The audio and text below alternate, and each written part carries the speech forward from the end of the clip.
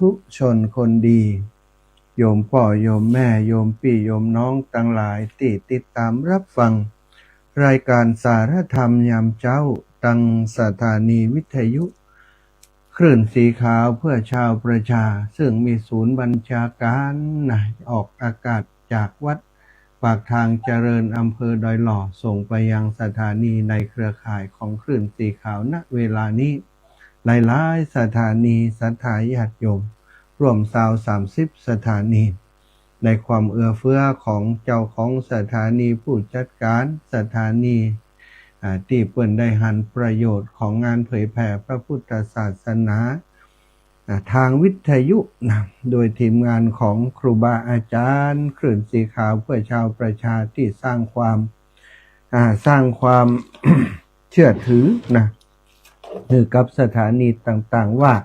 รายการนี้มีประโยชน์รายการนี้เป็นรายการที่มีเนื้อหาสาระดี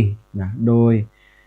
บาซ้ำซากจำเจมีครูบาอาจารย์สลับซับเปลี่ยนหมุนเวียนมาเปลี่ยนกันจัดรายการทุกวันวันนี้อาตมาภาพพระมหาสมชาติชาตปัญโยปกติบัดได้จัดรายการในเวลานี้แต่ว่าเวลาวันนี้ได้รับโอกาสจากครูบาอาจารย์ท่านอาจารย์พระครูอภิวัฒนวิกรมซึ่ง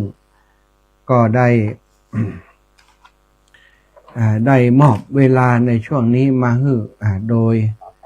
ท่านอาจารย์วันนี้ครูบาอาจารย์ผู้จัดรายการก็คงจะติดภารกิจของสงฆ์นั่นแหละศรัทธาเป็นวันพระเป็นวันพระแรกของพรรษา2569บ่ใช่วันที่เข้าพรรษากะวันเข้าพรรษาแฮมค่ำศรัทธาแฮมค่ำแล้วก็วันนี้ถือว่าก่อนเข้าพรรษาเป็นวันพระวันก่อนเข้าพรรษาของพระแต่ถ้าของโยมก็คือเข้าตอนที่เป็นวันพระนั่นแหละถ้าของโยมก็วันนี้ก็เป็นศีลที่2 ของพระเจ้านี่เป็นศีลที่1จะได้ศีลที่1ตอนเข้าพรรษาแล้วนี้ก็เป็นวันศรัทธาญาติโยมทั้งหลายวันเข้าพรรษาวันพระนั้นก็เป็นโอกาสที่ศรัทธาญาติโยมอีปออีแม่ทั้งหลายได้จะมีโอกาสได้เข้าวัดได้ไปฟังธรรมเหมือนกับเป็นวันนัดหมาย7 วัน1ก็พบกันเตื้อ7 วัน1ก็พบกันเตื้อที่วัดอันเป็นชุมชนแห่งการสร้างคุณงามความดีสร้างคนให้เป็นคนดีโรงเรียนสร้างเด็กสร้างคนที่บ่ฮู้หนังสือให้ได้ฮู้หนังสือสำหรับวัดต่อเป็นที่ขจัดกิเลสให้กับคนทั้งหลายบ่ว่าจะเป็นพระสงฆ์องค์สังฆเจ้าผู้ที่ไปทำหน้าที่ปฏิบัติปัดปูดูแลวัดวาอารามไปปฏิบัติธรรมไปศึกษาเล่าเรียนอยู่ที่วัดที่ว่าก็วัดก็เลยเป็นสถานที่พักของพระสงฆ์องค์สังฆเจ้าเป็นสถานที่ที่ก่อให้เกิดบุญกุศลเมื่อพระสงฆ์องค์สังฆเจ้าอยู่จำพรรษาอยู่ที่วัดที่ว่าปกติอาจจะมีกาตุลุงตุปู่ตุนาตุอาวมีลูกเนนแหมรูป2 ลูกพอดีช่วงพรรษามีลูกมีหลานญาติกาวงวานในหมู่บ้านมีใจนึกอยากจะบวชเป็นพระสงฆ์องค์สังฆเจ้าแล้วก็ได้มาบวชในพุทธศาสนาซึ่งบางที่บางแห่งเปิดก็ส่งเสริมให้มีการบรรพชาอุปสมบทในช่วงฤดูการเข้าพรรษา3 เดือนนี้กุลบุตรได้ไปบวชเป็นสามเณรบรรพชาเป็นสามเณรได้ไปอุปสมบทเป็นพระภิกษุก็มาอยู่ที่วัดของเฮาทำให้วัดว่าอารามของเฮาคึกคักก็มีคนใหม่เข้ามามีคนอยู่กันหลายได้ช่วยกันทำกิจกรรมบางรูปบางองค์ก็ฝึกฝนเทศครูบาอาจารย์อยู่รูปเดียว2 รูปช่วยกันเทศเอาธรรมนี่ไปหัดเทศท่านอาจารย์ก็สอน นะโมตัสสะภะคะวะโตว่ากันไปฝึกจากการที่บ่จ้างเลยขันบ่จ้างก็ฝึกจนวัดเทศได้ก็เอาธรรมมาเป็นผูกเอามาเป็นผูกเป็นกัปมี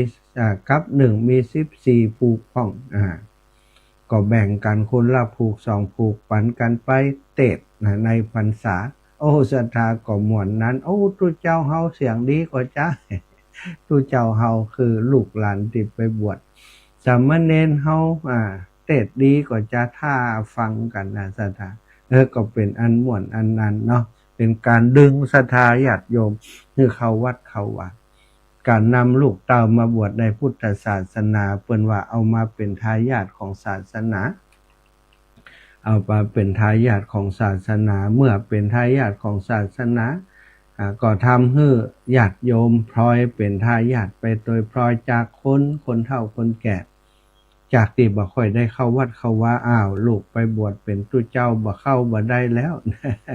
แม่ออกบ่ไปส่งข้าวกว่าลูกเต้าบ่ได้กินข้าว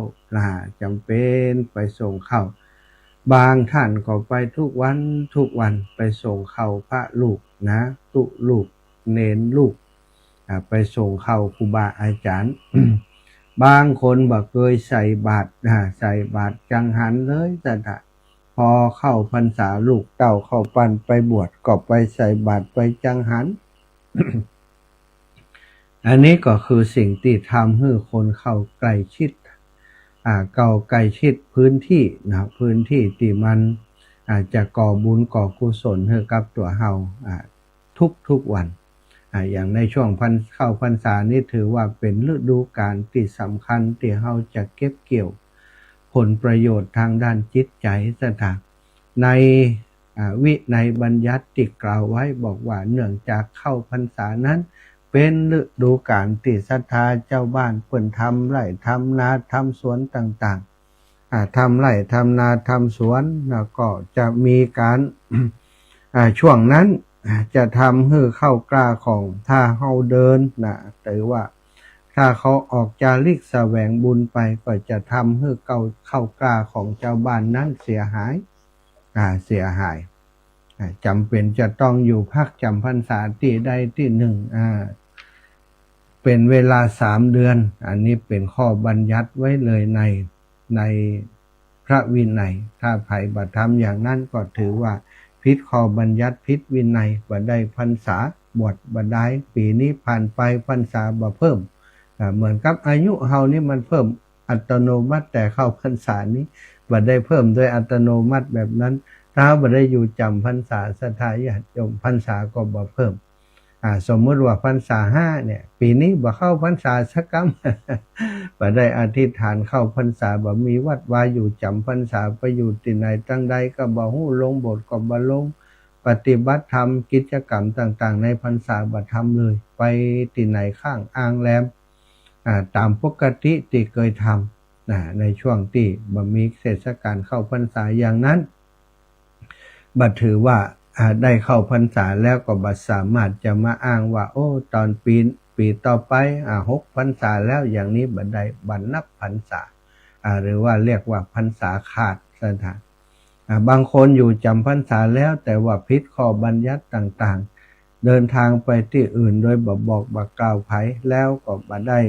ทำการสัตตาหะไปแล้วก็ไปเกิน8 วันอันนี้ก็ขาดจากพรรษาบ่นับพรรษาบ่ได้เนาะเหตุผลสำคัญของการอยู่จำพรรษาก็คือเพื่อจะทำนุบำรุง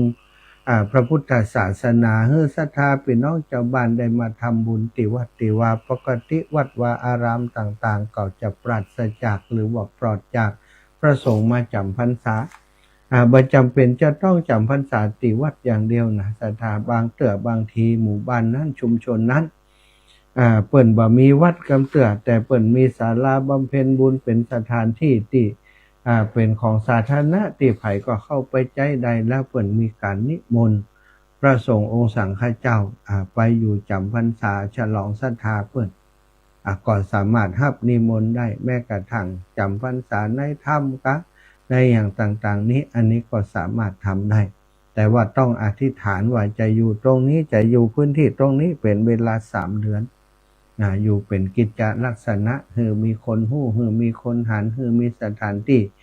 ภิกขาจารย์บัดเดือดร้อนก็สามารถทำการจำพรรษาอยู่ได้ประโยชน์สำหรับพระสงฆ์องค์สังฆเจ้าเนาะอย่างที่ครูบาอาจารย์และหลายๆรูปหลายๆองค์เพิ่นได้ แจกอูกับสถาญาติโยมในรายการต่างๆที่สำคัญคือในช่วงที่ออกพรรษานั้นบางเทื่อการจาริกแสวงบุญไปสถานที่ต่างๆทำให้เฮาบ่ได้มีโอกาสทบทวนบ่ได้อ่านหนังสือหนังหาบ่ได้ฟังธรรมะจากครูบาอาจารย์อย่าบ่ได้ทำการฟังการอบรมจากครูบาอาจารย์ด้านปริยัติด้านการปฏิบัติบ่ได้ห่ำเฮียนจริงๆจังๆพอช่วงเข้าพรรษานี่ก็อธิษฐานใจว่าโอ้ปีนี้ขอได้ปีที่แล้วสอบนักธรรมตรีได้แล้วปีนี้จะสอบนักธรรมโทอาศัยช่วงเวลา3 เดือนนี้ฝึกฝนตนเองอ่านหนังสือหนังหาตำรับตำราเฮียนของพระสงฆ์องค์สังฆเจ้าที่เพิ่นมีอยู่ก็เฮียนจนจบนักธรรมตรีนักธรรมโทนักธรรมเอกตามที่เฮาได้ห่ำเฮียนมาถ้าปีแล้วนักธรรมตรีปีนี้ก็โทปีหน้าก็เอกบางคนก็จบนักธรรมโทมาแล้วสอบนักธรรมเอกหรือว่าจบนักธรรมเอกอย่างมาเรียบร้อยแล้วเฮียนจบปริญญามาแล้วก็ยังต้องอาศัยช่วงเวลานี้ ในการปฏิบัติสมถกรรมฐานวิปัสสนากรรมฐานที่เพิ่นเรียกว่าคันธทุระวิปัสสนาทุระนั่นเองคันธทุระก็การศึกษาเราเรียนบรรปริยัติต่างๆอันเป็นหลักสูตรต่างของที่พระสงฆ์องค์สังฆเจ้าจะต้องห้ามเรียนเรียกว่าเป็นปริยัติปฏิบัติก็คือเรียนในเรื่องของสมถกรรมฐานวิปัสสนากรรมฐานเพิ่นจะแบ่งกันเป็น2อย่างคันธทุระและวิปัสสนาทุระปัจจุบันนี้สำหรับคันธทุระแล้วก็มีถึงเรื่องของการศึกษาด้านปริยัติธรรมะของพระพุทธเจ้าถึงพระธรรมถึงพระวินัยที่แยกแขนงออกไปนักธรรมตรีนักธรรมโทนักธรรมเอกแล้วก็ปริญญาธรรมนี่ก็ถือว่าเป็นเหมือนกับการศึกษาธรรมะเหมือนกันอย่างหนึ่งตั้งแต่ไวยากรณ์นี่ทำไมเรียนปริญญาธรรมนี่หันอย่างบางเตือเพิ่นก็ว่าเรียนภาษาบาลีเรียนภาษาบาลีสอบได้ตามระดับชั้นต่างๆเพิ่นก็มีไล่ตั้งแต่ประโยค1 2 1 2นี่รวมกันไปเลยบกรนี่ประโยค1แล้วก็ประโยค2ประโยค1นี้ก็เรียนครับไวยากรณ์ไปตยแล้วก็แปลธรรมบทภาค1 2 3เล่ม1เล่ม2เล่ม3เล่ม4ภาค2นี่5 6 7 8เนาะเป็น2ประโยคแต่ว่าปัจจุบันเพิ่นเอารวมกันประโยค1 2ประโยค1 2ก็รวมกันไปเลยบาลีไวยากรณ์ก็เฉพาะบาลีไวยากรณ์เรียนบาลีไวยากรณ์แล้วก็เรียนประโยค1 2บางคนเปิ่นเรียนรวบกันไปเลยบาลีไวยากรณ์และประโยค1 2เรียนพร้อมกันไปปรากฏว่าเก่งแล้วก็สอบได้คนที่เก่งอัจฉริยะจริงๆก็โอ้โหสุดยอดจะสอบได้ตึงบาลีไวยากรณ์ประโยค1 2บาลีไวยากรณ์นี้บ่มีอันนี้สอบได้ก็ถือว่าเข้าสู่การแปลได้เท่านั้นเองบ่ได้เป็นมหาเถอะบาลีไวยากรณ์แม้กระทั่งประโยค1 2ก็ยังบ่ได้เป็นมหาปรริญญาเตี้ยเหมือนกับว่าเตรียมพอสอบประโยค3สถาได้ประโยค3แล้วกรรมนี้ถ้าสอบได้ก็เป็นปรริญญาธรรม3ประโยคปรริญญา3ปรริญญา4ไปผลถึงปรริญญาธรรม9ประโยคก็อาศัยบางรูปบางองค์ช่วงออกพรรษาเพิ่นก็ทำกิจกรรมอื่นไป แต่ว่าในช่วงเข้าพรรษาก็เอาละ3 เดือนนี้เหมือนกับว่าเข้าค่ายฝึกฝนตนเองมาเคาะสนิมบทสวดก็ดีเรียนธรรมะก็ดีเอามาอ่านเอามาทบทวนเข้าใจแล้วนำไปปฏิบัติเป็นอย่างนี้เป็นอย่างนี้เท่าที่ได้ห่ำเรียนมาแล้วก็ปฏิบัติมาก็หันผลทีนี้พอได้ห่ำเรียนสถาญาติโยม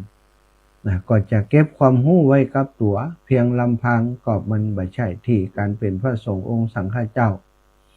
ในพุทธศาสนานั้นหน้าที่หลักสำคัญก็1ปฏิบัติเพื่อตัวเองศึกษาเล่าเรียนปฏิบัติเพื่อปฏิเวท มรรคผลของตัวเองนะยกระดับจิตใจของตัวเองคัดเกลากิเลสที่มีในตัวเองให้มันเบาบางลงแล้วเมื่อเรามีความรู้คัดเกลาตัวเองฝึกฝนตัวเองกิเลสเบาบางจิตใจเบาสบายนักขึ้นสันติสุขเกิดขึ้นในจิตใจนักขึ้นแน่นอนก็ย่อมจะอยากจะแบ่งปันให้กับคนอื่นที่เปิ่นสนใจในการปฏิบัติ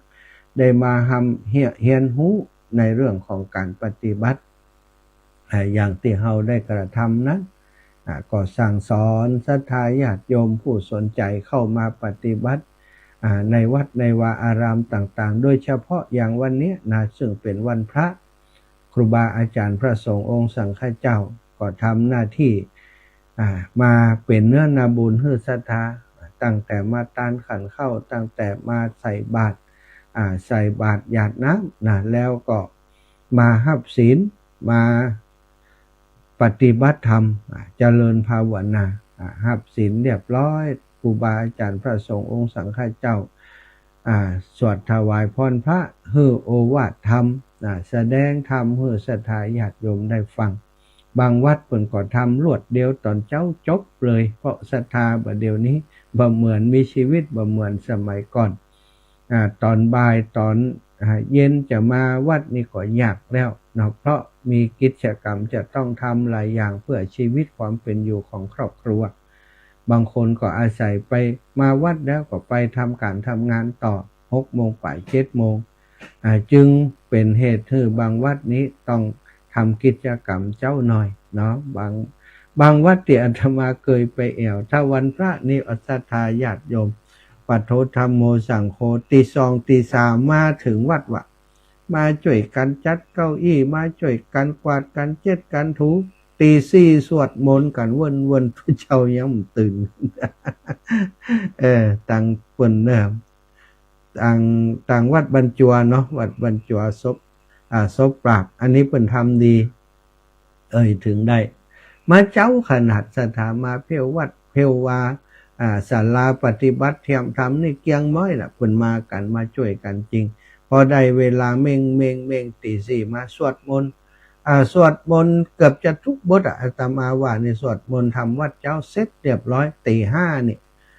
เคาะระฆังเม่งพระสงฆ์องค์สังฆเจ้าครูบาอาจารย์ลงพรึบเลยขึ้นไปนั่งธรรมาสน์สงฆ์เรียบร้อยนาศรัทธาไหว้พระรับศีลไหว้พระรับศีลใส่บาตรทำพิธีเสร็จ5 โมงกึ่ง6 โมงเรียบร้อยละศรัทธากลับบ้านแล้วเนี่ยทางบ้านเฮา6 โมงยังตื่น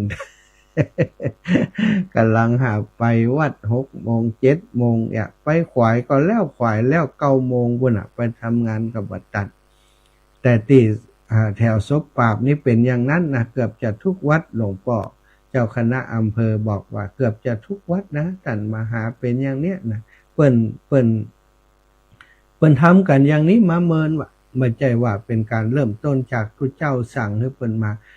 ความที่เจ้าบ้านเปิ้นไปเป็นชาวเกษตรกรเนี่ยไปทำให้ทำงานเปิ้นจะต้องไปเจ้าซะท่า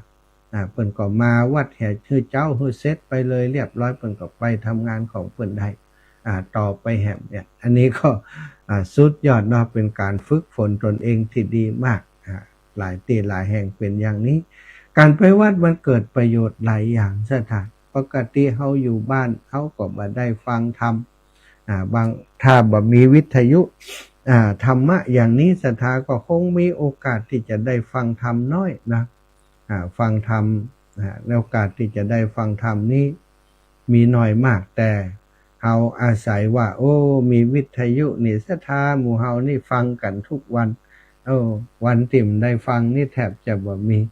บางคนนี่วันหนึ่งฟังบ่ฮู้กี่รอบตั้งแต่ตี 3มาตะกี้กับตุลุงยอง มาเดี๋ยวนี้มหาสมชาติเดี๋ยวก็จะได้ฟังครูบาอาจารย์รูปอื่นๆต่ออันนี้ก็เป็นโอกาสที่ดีเนาะที่ทำให้หมู่เฮาทั้งหลายได้ใกล้ชิดกับพระศาสนาในทุกๆวันสถานีวิทยุเป็นประโยชน์มากอันนี้ก็ต้องยกผลประโยชน์นี้คุณงามความดีนี้ให้กับครูบาอาจารย์ผู้ก่อตั้งคลื่นสีขาวเครือข่ายสายบุญคลื่นสีขาวเพื่อชาวประชา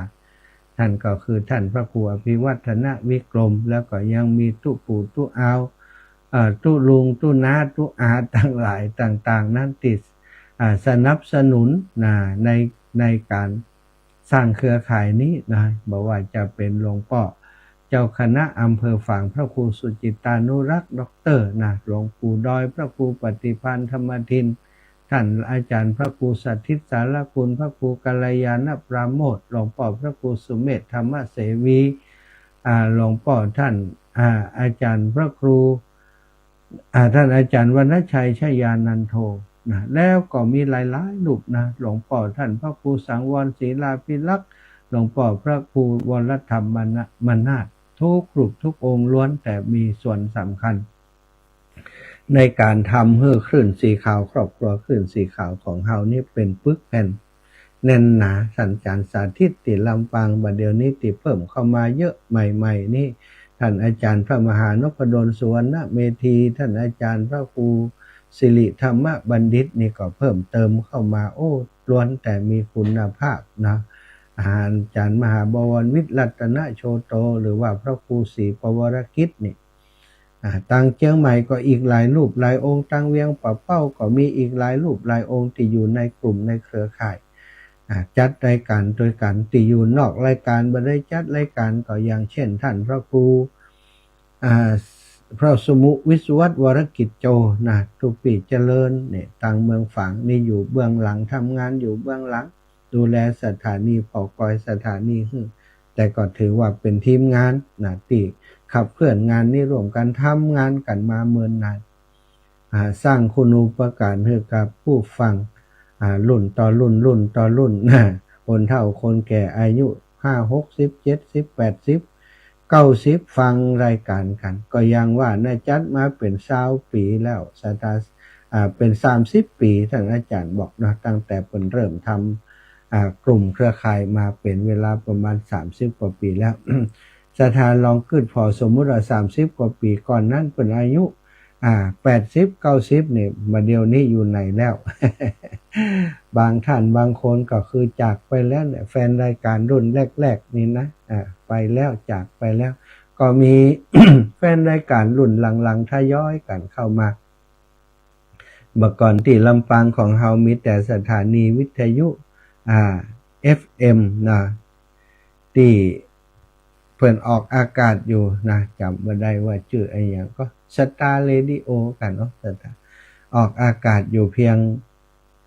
สถานีเดียวแต่ปัจจุบันนี้เฮามีสถานีวิทยุ 106.50 เมกะเฮิรตซ์ออกอากาศอีกสถานีหนึ่งอันนี้เป็นสถานีธรรมะโดยเฉพาะออกอากาศทุกวันนะแล้วก็วันหนึ่งหลายชั่วโมงเป็นรายการธรรมะซึ่งเป็นโอกาสที่ทำให้ศรัทธาอีพ่ออีแม่ได้มีโอกาสฟังน้ำฟังธรรมตลอดเวลาแต่หลายคนนะส่วนใหญ่แล้วที่เปิ่นบ่าเคยได้เข้ามาอยู่ในเครือข่ายสายบุญของคลื่นสีขาวนี้ก็บ่มีโอกาสได้ฟังอาศัยว่าวันพระเตือนหนึ่งก็เข้าไปฟังธรรมะที่วัดได้ไปหูตานได้ไปรักษาศีลได้ไปฟังธรรมได้ไปเจริญภาวนาที่วัดบางท่านบางคนนี่ไปวัดวันค่ำเลยตั้งแต่ตอนเจ้านะคนอาศัยว่าไปอย่างที่ว่านะบ้านนอกทั่วไปชนบทส่วนใหญ่กิจกรรมไปวัดนี่ตื่นเจ้า6 โมงไปถึงวัดตานขันเข้าเรียบร้อยใส่บาตรเรียบร้อย7 โมงเกิงพระคุณเจ้าขึ้นสู่วิหารโบสถ์สู่วิหารศาลาศรัทธาตักบาตรนะใส่ขันดอกแล้วตักบาตรแล้วพระพุทธเจ้าสวดถวายพรพระแล้วนะก็จะใส่บาตรเรียบร้อยแล้วประเคนบาตรประเคนอย่างเรียบร้อยถวายภัตตาหารเรียบร้อยแล้วพระคุณเจ้าก่อนจะสัมโมทนิยกถาศีลปอนก็ได้กล่าวสัมโมทนิยกถาเสียก่อนบางที่เพิ่นก็ถือโอกาส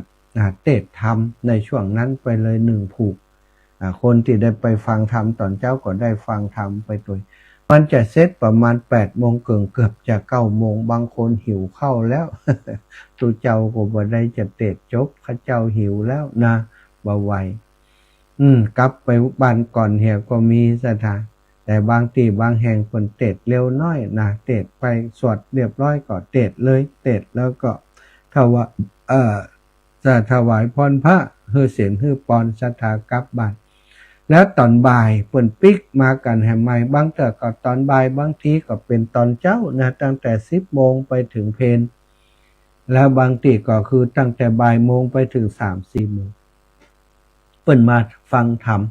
อย่างที่ว่านะฟังธรรมเป็นกับทำเรื่องศรัทธาเป็นผูกเป็นกับไปนะบ่ายนี้3 ผูกเนอะนะตัวเจ้าลูกนั้นลูกนี้เตดไปนะเตดไปก็ยังว่านะเปิ่นก็ไม่ใส่กันเทศกันนะลูกนี้โอ้เสียงม่วนน้อยใส่กันเทศเยอะน้อย เจ้าอาวาสมีคนหู้จักนักนะศรัทธานักเสียงดีก็เปิ่นน้อยใส่ศรัทธาก็ใส่เป็นเจ้าภาพกันเทศเยอะน้อยอันนี้ก็ว่ากันไปนะศรัทธาญาติโยมทั้งหลายเป็นวันที่มันเป็นประโยชน์เนาะต่อชาวพุทธทั้งหลายนะวันอื่นบ่ไปวัดก็เป็นอย่างแต่วันพระนี่จงอย่าได้ละอย่าได้ขาดศรัทธาถ้าเราสร้างวัฒนธรรมวิถีพุทธอย่างนี้เอาไว้รักษาเอาไว้ต่อจากนี้ไปตั้งหน้าลูกหลานเปิ้นหันเปิ้นหู้เปิ้นหันการสอนที่ดีก็คือการทำให้ดูอย่างที่คนสมัยก่อนเปิ้นว่าบ่ต้องสอนมันนักทำให้มันดูอยู่ให้มันหันเขาก็จะทำตามเฮาต่อไปอย่างที่เฮาไปวัดไตรวาก็อาศัยว่าปู่ย่าตายายเปิ้นเคยทำให้เฮาหันมาก่อนเปิ้นไปวัดไปวาเฮาก็ไปวัดไปวาตามปู่ย่าตายายของเฮาที่เปิ้นไปนั้นเนาะอันนี้คือสิ่งที่ สำคัญต่อวิถีชีวิตพุทธศาสนิกชนของเฮาถ้าบ่เข้าวัดเสียแล้วไผจะเข้าศรัทธาเนาะถ้าศรัทธาบ่เข้าวัดตู้เจ้าก็จะแสดงธรรมให้ไผตู้เจ้าก็จะได้กินข้าวกับไผ ศรัทธาอาศัยศรัทธาไปวัดไปใส่บาตรไปทำบุญตู้เจ้าครูบาอาจารย์อยู่วัดอยู่วาปฏิบัติวัดปู่ดูแลวัดอาศัยปัจจัยที่ศรัทธาให้หอมมาเป็นการน้ำกับไฟค่าใช้จ่ายของวัดอาศัยข้าวน้ำอาหารที่ศรัทธาญาติโยมไปทำบุญตักบาตรเป็นภัตตาหารในการคบฉันต่างๆตลอดของเครื่องใจไม้สอยเรียกว่าทุกสิ่งทุกอย่างเนาะ ที่ได้ใจต่างๆที่วัดที่วาก็อาศัยจากแรงศรัทธาของศรัทธาญาติโยมปัจจัยสี่ทั้งหลายอาหารเครื่องนุ่งห่มยารักษาโรคที่อยู่อาศัยทั้งหมดทั้งมวลนั้นคือสิ่งที่ศรัทธาจะเข้าไปอุปถัมภ์ดูแลที่วัดวาอารามของเฮาวันพระนี้ถือว่าเป็นวันสำคัญเป็นวันสมัยก่อนเพิ่นเอาเป็นวันหยุดปัจจุบันนี้ก็ยังมีนะศรัทธาพี่น้องชาวไทยที่เพิ่นมาทำงานในบ้านเฮาเนี่ยในบ้านเฮานี่เพิ่นก็ยังถือถึงวันนี้มาเพิ่นทำงานอย่างอยู่เพิ่นหยุดหมดนะศรัทธาทำงานก่อสร้างทำงานสวนเพิ่นก็หยุดวันพระแล้วเพิ่นไปวัดกันจะหันว่าพี่น้องไทยมาอยู่ในเชียงใหม่ในลำพูนในลำปางของเฮาถ้าเพิ่นอยู่ในหมู่บ้านใดนี้เพิ่นจะอยู่กันเป็นกลุ่มเป็นหมู่แล้วพากันเข้าวัดทุกวันพระพากันไปปักต้นพระป่าเอาไปถวายทุกวัดทุกวันพระนะศรัทธาน่าชื่นชมกับพี่น้องไทยนะที่เพิ่นทำรักษาวัฒนธรรมประเพณีที่ดีงามอย่างนี้ไว้คู่เผ่าพันธุ์คู่ชาวพุทธคู่พุทธศาสนิกชนของเฮาทั้งหลายเป็นแบบอย่างที่ดีเนาะคนเมืองของเฮาบอกก่อนก็เป็นแบบนั้นบัดเดี๋ยวนี้ก็ค่อนข้างจะละเลยละหลวมบ่ค่อยได้ไปวัดไปวากันแต่ใดจะไปบางคนก็ไปเข้าพรรษาเหียแล้วก็ตอนออกพรรษาก็ไปแหมรอบหนึ่งอย่างนี้ได้ประโยชน์วันนักแต่ใดสถานถ้าเฮาประสงค์ต้องการจะให้ได้ประโยชน์นักนะก็ขอให้ไปวัดไปวากันรักษาวิถีพุทธวิถีธรรมวิถีไทยนี้อยู่กู้วัดวาอารามของเฮาต่อไปเมินนานๆเนอะ ไปฟังน้ำฟังธรรมติครูบาอาจารย์พระสงฆ์องค์สังฆเจ้าเปิ้นได้ ไปสั่งสอนอยู่ตามวัดตามวาต่างๆนะไปวัดนี้บ่ต้องรอให้รวยเนี่ยสถาไปบ่ได้ก็ได้ตีมันรอให้รวยแล้วดิมได้ไปวัดเป็นน้ำแล้วนะอย่างเปิ้นเล่าว่ามีชายสูงวัยคนหนึ่งนะมีบ้านอยู่บ่ไกลจากชายทะเลมากนักทุกเช้าจะเดินออกจากบ้านเพื่อจะไปเก็บเศษขยะเศษวัสดุต่างๆที่มีผู้มาทิ้งเลี่ยราดไว้ตามชายหาดยิ่งถ้าเป็นวันหยุดเสาร์อาทิตย์ช่วงหยุดปีใหม่สงกรานต์จะมีขยะประเภทขวดน้ำขวดพลาสติกนี่น้ำดื่มกล่องใส่อาหารเศษอาหารเขาทิ้งไว้ตามชายทะเลมากมายได้เก็บมามากมายเขาบ่ได้เป็นเจ้าหน้าที่ชายคนนี้บ่ได้เป็นเจ้าหน้าที่ผู้มีหน้าที่เก็บกวาดหรือว่าทำความสะอาดแล้วก็บ่ได้มีอาชีพเก็บเศษวัสดุสิ่งของไปขายเพื่อได้เงินมายังชีพแต่ว่าเป็นเจ้าบ้านธรรมดามีเงินพอกินพอใช้ในวัยสูงอายุมีความสุขสบายตามอัตภาพเขาบอกว่าแม้ผมจะบาร่ำรวยผมก็ช่วยสังคมได้อย่างน้อยคนแก่อย่างผมก็ช่วยให้ชายหาดนี้สะอาดขึ้นคนมาก็หันชายหาดสะอาดเพิ่นก็เที่ยวอย่างมีความสุขคิดเผื่อคนอื่นมีคนจำนวนบ่น้อยชอบพูดชอบบ่นว่ารอให้รวยแล้วจะทำความดีสิ่งที่เขารอให้รวยแล้วเขาจะทำเช่นเขาบอกว่าถ้าฉันรวยฉันจะช่วยสร้างบ้านหลังใหม่หลังใหญ่ให้กับพ่อกับแม่นี่บ้านพ่อแม่ลุโลบ่เคยไปผอไปกอยคิดว่ารวยอย่างเดียวรอถูกหวยอย่างเดียวบางคนก็บอกว่าถ้าฉันรวยฉันจะสร้างบ้านให้พี่ให้น้องคนละหลังว่าคิดอย่างนี้แต่ว่าตอนนี้ยังบ่เคยไปเยี่ยมเยียนไปถามทุกสุขของพี่ของน้องเลยถ้าฉันรวยฉันจะซื้อรถให้พี่ให้น้องคนละกันถ้าฉันรวยฉันจะฝากเงินธนาคารไว้คือเขาได้กินได้ใช้ตลอดชีวิตถ้าฉันรวยฉันจะแจกเงินเพื่อนๆทุกคนถ้าฉันรวยฉันจะช่วยสังคมถ้าฉันรวยฉันจะไปทำบุญฉันจะช่วยเหลือวัดวาอารามช่วยเหลือโรงเรียนช่วยเหลือโรงพยาบาลต่างๆศรัทธาญาติโยมพอสรุปได้ว่าถ้าเขารวยเขาจะทำในสิ่งดีๆคือจะช่วยญาติมิตรช่วยสังคมแล้วจะทำบุญแต่ว่าถ้าจะรอให้รวยแล้วถึงจะทำความดีต่างๆอีป่ออีแม่ตั้งหลายคำว่าถ้านี้นะถ้ารวยแล้วถึงทำแล้วก็มันโอกาสที่จะรวยนั้นเนี่ย มันจะมีกี่เปอร์เซ็นต์เนาะส่วนใหญ่ก็คือเขาก็บ่รวยนะถ้ารวยก็รวยแต่เมื่อแล้วอาจารย์เนี่ยรอถูกหวยเนี่ยก็รอไปบางคนบ่ซื้อหวยและรอจะถูกหวยแล้วไปทำบุญมันจึงเป็นสิ่งที่เป็นไปได้ยากบางคนอาจจะบ่ได้ทำความดีเลยตลอดชีวิตเพราะรอให้รวยก่อนค่อยทำเนาะเพราะบอกว่าเมื่อใดจะรวยและมีเงินมีทองเข้าของมากเท่าใดจึงจะถือว่ารวยบางทีรวยแล้วบ่ได้ทำความดีเพราะตายไปเหี่ยก่อนก็มีนะ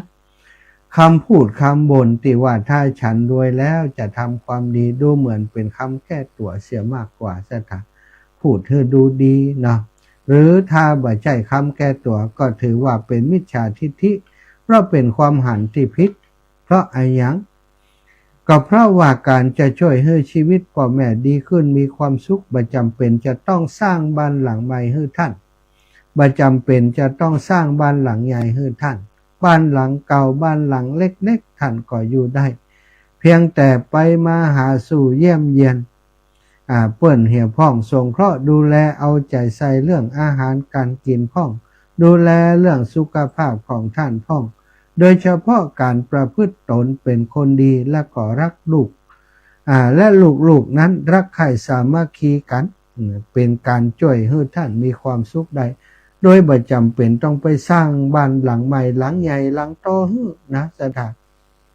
ซึ่งจะต้องรอตอนรวยก่อนนะ หลังบ้านเนี่ยพ่อแม่เปิ้นบ่ต้องการล็อกเนาะถึงจะอยู่เท่าอยู่ยังได้ก็อยู่ได้บางคนหุ่มอยู่กระต๊อบโดยซ้ำไป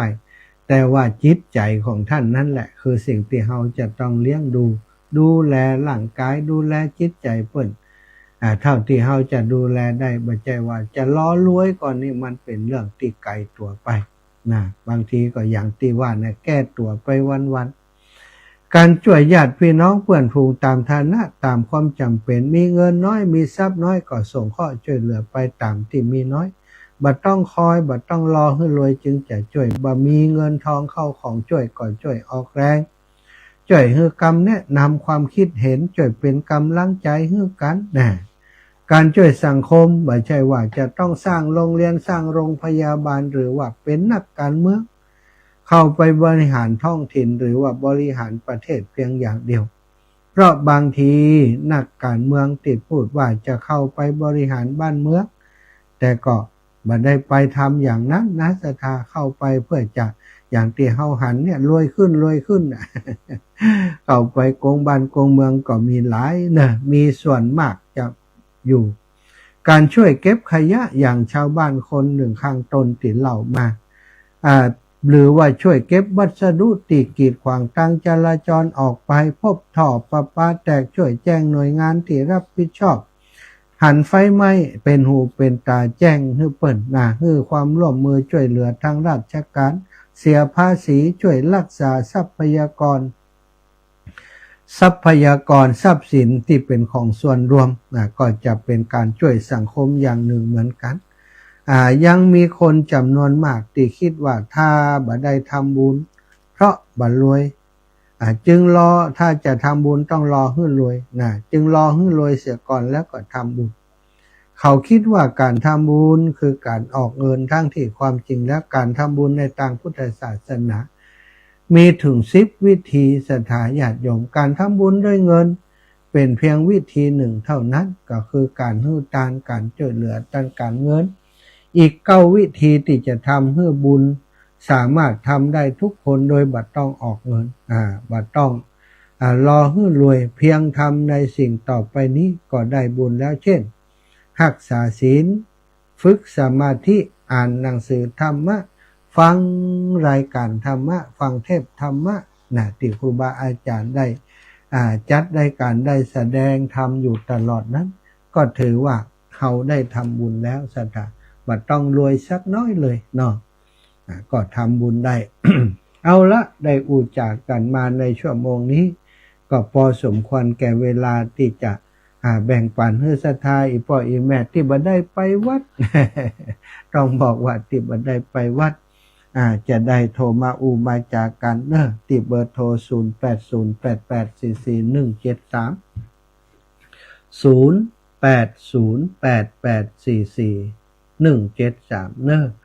แล้วก็วันที่12ขอประกาศประชาสัมพันธ์สำหรับนักศีลนักบุญหมู่เฮาเครือข่ายสายบุญขึ้นสีขาวเพื่อชาวประชา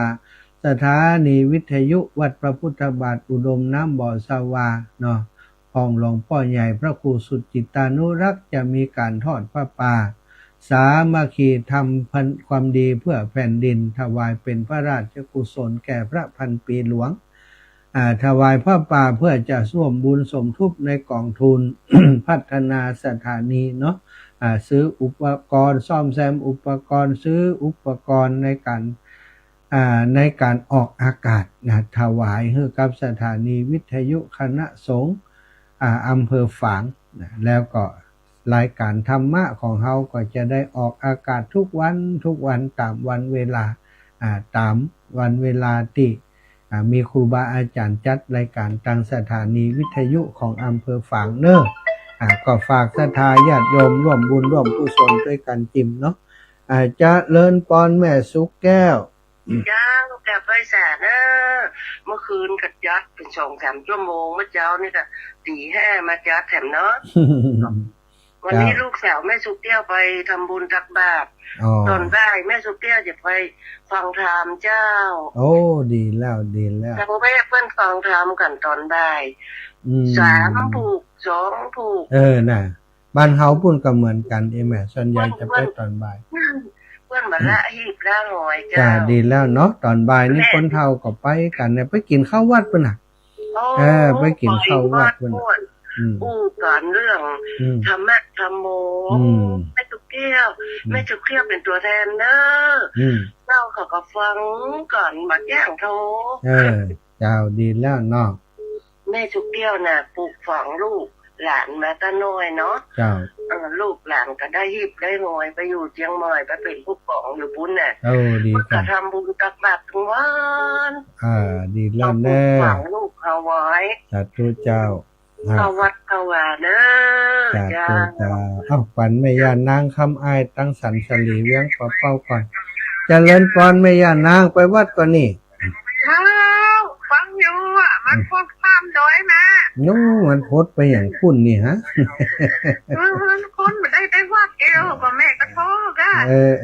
คนไปวัดนะนี่มันได้ไปหล่อมเดียวนี่ ลูกผูเข้าให้เดี๋ยวจะฟังออกไปอ่ะ ได้ดีแล้วเนาะฝากไปก็ได้บุญแล้วอิ่มใจอยู่บ้าน เจ้าลูกผูเข้าให้ เจ้าม่วงหมดอ่ะม่วงเชียงอ่ะ นะ ม่วงเชียงอ่ะ ม่วงสุกเชียงอ่ะกะ อันรวมมันตาตาเขาแม่ร้อยเนอะ ได้กะบอกวันก่อนแล้วเหรอเจ้าร วม100จะหอมเพื่ออยากจะเอาต้นไปจากลำปางไปสัก100,000 เจ้า แสนสาหัส เอาเหวแค่คำมาตั้มเหวก้ามถุงคนเธอวันเสาร์นั่งมันจะทีที่สอง บ่หัวตันบ่ตันก็แวะค่ำก็จังมันห้องเนาะเคาะประตูต้มอ่ะของแม่แกเพื่อนจะนั่งแหละ ได้กะเก็บกะเจ้าจัตุแม่ย่าบุญรักษาเด้อ เจ้าสาธุนะสาธุอนโมทนาด้วยนะ เจ้าแต่เมืองฝางนี่ก็ ก่อนหลังสร้างแปลงหลายอย่างเนาะในนามคลื่นสีขาวของเฮาก็ไปช่วยอุปถัมภ์ดูแลเปิ้นแฟนรายการอยู่เยอะสถาตั้งแม่อายชัยประการเมืองฝางแม่มะลิวันพิเคราะห์งานนี่แม่อายแม่หนุ่มอยู่ปุ้นเนี่ยถ้าตอนบนน่ะ แม่มุมแม่มีแม่อามแม่อีแม่อีแม่อามแม่อีนี่อยู่แม่มีเขานี่อยู่ที่ปังปอยเนาะอันนี้ก็มันคงในการปฏิบัติอย่างยิ่งศรัทธาศึกษาปฏิบัติกันจริงเข้าวัดเข้าว่าทำบุญกันเยอะนะตั้งพี่น้องตั้งปังปอยเขานี่ไปปฏิบัติวันพระนี่นอนวัดกันปัดต่อป้อมมิตินอนศาลาบ่ฮู้กี่หลังเต็มหมดห้องน้ำห้องท่าสร้างต่อใดก็ปอทำไมบ่ปอก็คนไปนอนวัดนักแต่นี่ก็ขออนุโมทนาบุญเนอะกับศรัทธาญาติโยมที่ปากันบ่ทิ้งวิถีพุทธวิถีไทยของเฮาปากันเข้าวัดเข้าวาปฏิบัติ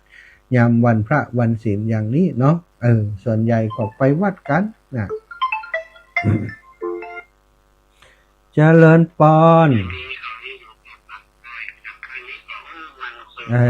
ปิดวิทยุก่อนกะทางใดนี่ปิดวิทยุก่อนอ้าวเจริญปอน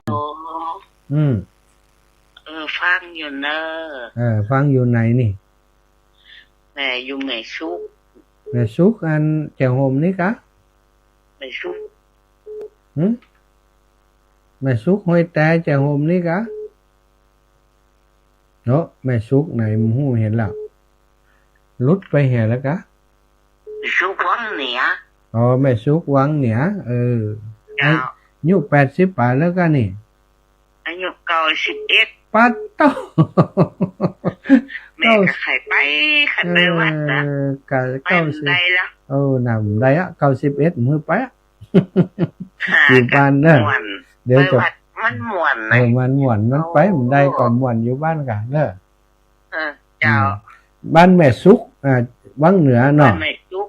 วังเหนืออำเภอวังเหนืออยู่ตัดใดในบ้านแม่ซุกอยู่ตัดใดในบ้านแม่ซุกนี่แม่ซุกไตแม่ซุกแม่สงแม่ลื้นนี่ใกล้กันก็แม่ซุกไตแม่สงนั่นอยู่ไตเนาะโอเควันไหนมันมีหลายแม่ซุกนะแม่ซุกเหนือแม่ซุกไตแม่ซุกไตแม่หลวงชื่อหยังแม่อุ้ยมอนชื่อหยังจืดติ๊บแล้วจืดติ๊บบ้านแม่ซุกน่าจะจดไว้ก่อนวันหลัง แม่ติ๊บไขไปวัดหันเปิ่นไปวัดม่วน บ้านแม่สุกเนาะแม่ติ๊บนามสกุลหยัง อะ นามสกุลหยัง นามสกุลสีเว้ย สีโวยดอก เจ้า โอเคขอบคุณแม่อุ้ยมอนติ๊บเนอะ91 ปีอายุมันขวัญยืนต่อไปขอบคุณโทรมาคนเฒ่าคนแก่เนาะแม่อุ้ยติ๊บอินนี่นะแม่อุ้ยติ๊บสีโวยดูบันแม่สุกวังเหนือสถาเฮอโอกาสเปิ่นเนาะได้อูเมินน้อยแม่อุ้ยติ๊บนี่ ขอบคุณแม่อุ้ยติ๊บเนอะแม่อุ้ยติ๊บสีโวยนะจดไว้ก่อนแม่ติ๊บสีโวยแม่ติ๊บนี่นะติ๊บนี่จันติ๊บเนาะแม่ติ๊บสีโวยแม่สุกวังเหนือ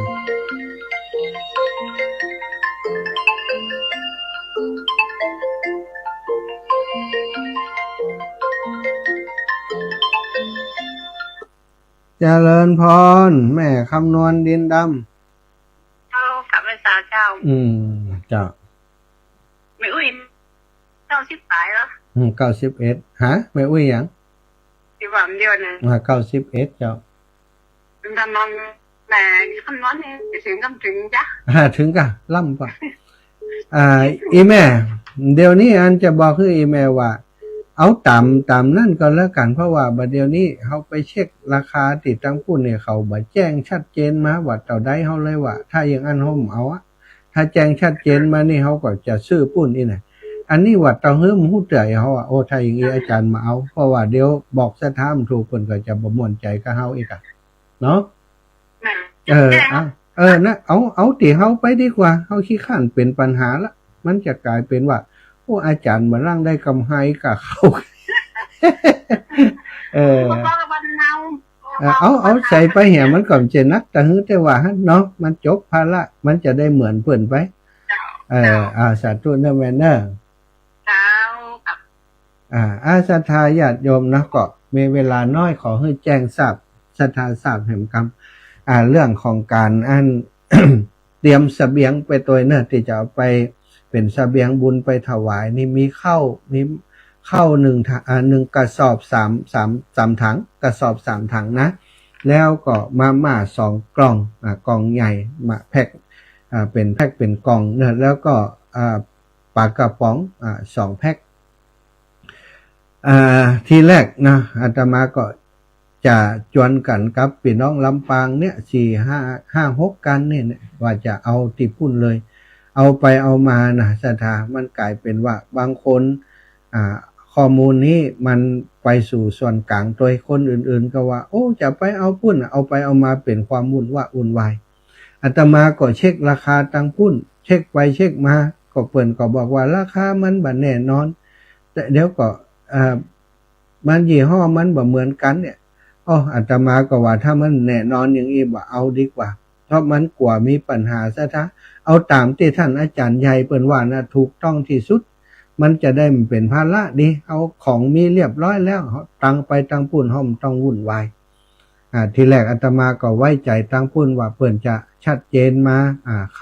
ข้าไต่เต่าใดมาเต่าใดคิดเป็นเงินเต่าใดเอามาเทียบราคาตังเพมันเต่ากันก็จะเอาเปิ้นเอานี่ไปมาบ่ชัดเจนเตื้อโอ้ทำชัดเจนบ่เอาอย่างที่มันชัดเจนมันจะลำบากกับหมู่เฮาทั้งหลายเนาะ